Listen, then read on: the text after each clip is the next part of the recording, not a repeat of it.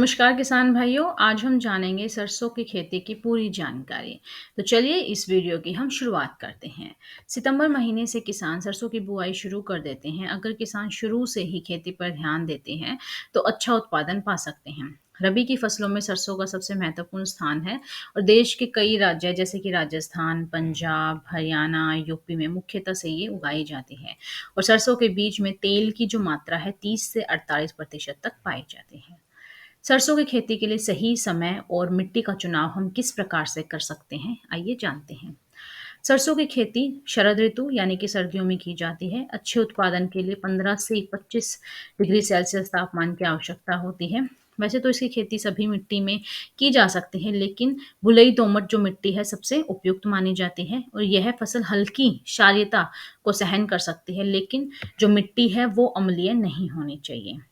अब हम जानते हैं कि सरसों की उन्नत किस्में कौन-कौन सी हैं। जैसे कि RH30 है, T59 है, पूसा गोल्ड, अरावली जिसे RN 393 बोलते हैं, NRC HB 101 है, साथ ही साथ NRC DR2 और RH 749। ये कुछ मुख्य सरसों के किस्में हैं जिन्हें हम उगाकर अच्छा उत्पादन पा सकते हैं। अब हम जानते हैं कि खेत की तैयारी हमें किस प्रकार से करनी चाहिए। तो सरसों के लिए भुरभुरी मिट्टी की ज़रूरत होती है। इसके लिए खरीफ की कटाई के बाद एक गहरी जुताई पलाव से करनी चाहिए और इसके बाद 3 से 4 बार देसी हल से जुताई हमें ज़रूर करनी चाहिए और नमी संरक्षण के लिए हमें पाटा लगाना चाहिए। खेत में दीमक, चितकबरा और अन्य कीटों का प्रकोप ना हो, उसके लिए नियंत्रण करने के लिए अंतिम जुताई के समय क्यूनाल्फास 1.5% और चूर्ण 25 किलोग्राम प्रति हेक्टेयर की दर से अंतिम जुताई के साथ खेत में हमें मिला देना चाहिए।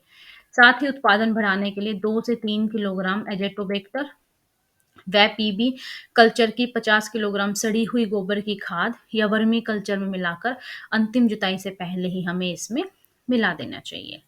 अब हम जानते हैं कि सरसों की बुआई का सही समय और तरीका क्या होता है। तो सरसों की बुआई के लिए सबसे उपयुक्त जो तापमान माना गया है वो 25 से 26 डिग्री सेल्सियस का होता है और बारानी में सरसों की बुआई 5 अक्टूबर से 25 अक्टूबर तक कर देनी चाहिए और सरसों की जो बुआई है वो कतारों में करनी चाहिए, यानी कि लाइन में।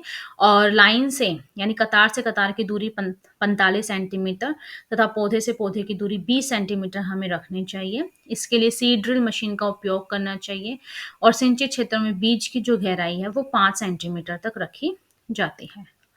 अब बीज किस दर से हमें उपयोग में लाने चाहिए। बुआई के लिए शुष्क क्षेत्रों में 4 से 5 किलोग्राम और अगर सिंचाई के क्षेत्र हैं तो 3 से 4 किलोग्राम बीज प्रति हेक्टेयर पर्याप्त होता है। बीज का उपचार हम किस तरीके से कर सकते हैं।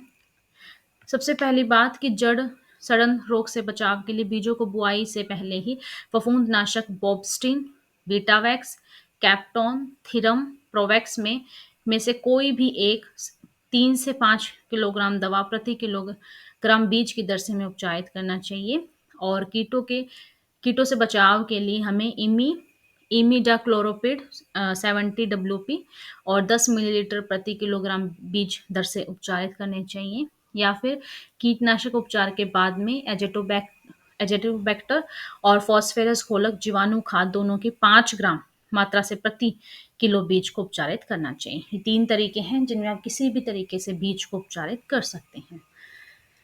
अब हम जानते हैं कि खाद का जो उर्वरक है, फर्टिलाइजर है, उसका प्रबंधन हमें किस प्रकार से करना चाहिए। अगर सिंचाई का क्षेत्र है यानी कि सिंचित क्षेत्र में फसल के लिए 7 से 12 टन सड़ी गोबर और उसमें 175 kilo urea, 250 single super phosphate, 50 kilo muriate of potash और 200 किलोग्राम जिप्सम बुआई से पूर्व ही उसमें मिला देना चाहिए और यूरिया की आधी मात्रा बुआई के समय और शेष आधी मात्रा पहली सिंचाई में खेत में छिड़कनी चाहिए। अब सिंचाई हमें कितने दिन में इसकी सिंचाई कर सकते हैं तो वो देखते हैं।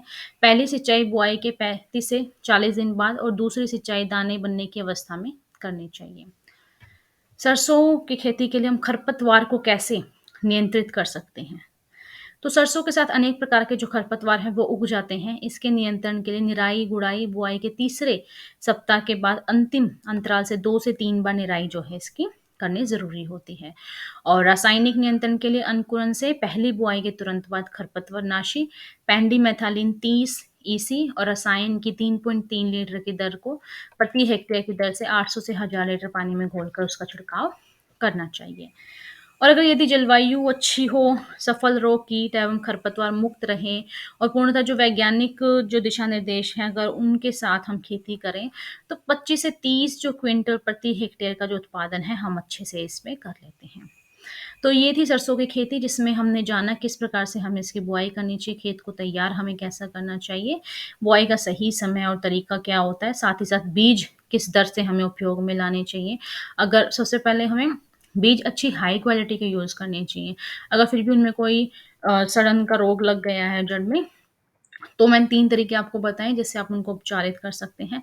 फिर भी किसी प्रकार कोई डाउट है तो आप इस नंबर पे कॉन्टैक्ट करके पूछ सकते हैं। साथ ही साथ आप हमारी वेबसाइट विज़िट कर सकते हैं www.krishlal.com और गूगल प्ले स्टोर पर जाकर आप जो कृषिलाल ऐप है उसको इंस्टॉल कर सकते हैं। यहाँ पर किसान भाइयों से संबंधित, कृषि से संबंधित सभी प्रकार के प्रोडक्ट और सर्विसेज़ यहाँ पर अवेलेबल हैं।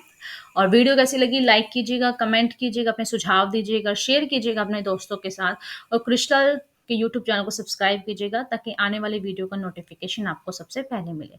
तो चलिए मिलते हैं हम नेक्स्ट वीडियो में, तब तक के लिए नमस्कार।